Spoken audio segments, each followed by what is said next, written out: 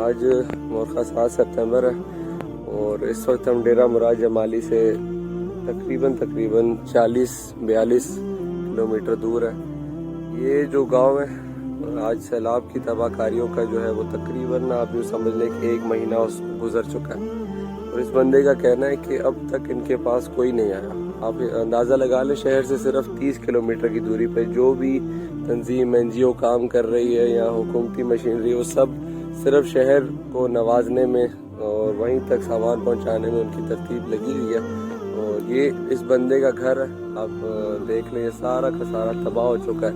یہ سامنے جو چھپرا آپ دیکھ رہے ہیں یہ ان کا جو گھر گرا ہے، اس گھر کے گرے ہوئے چھپرے کے جو ملبہ تھا اس سے انہوں نے اپنے سر کے اوپر چھت بنائی ہے،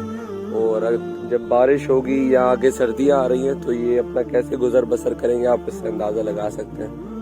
ہو جائے گا جی سرکار جی تانی کوئی بھی نہ آیا جو سیلاب آیا برسات آیا اج جی تانی چاہیے ہتے کوئی بھی نہ آیا، نہ کوئی پوچھا کیوا، نہ کوئی راشن ॾिनो आहे، نہ کوئی سامان ॾिनो आहे، پوچھا کरण जे लाइ बि माण्हू न आयो अथनि۔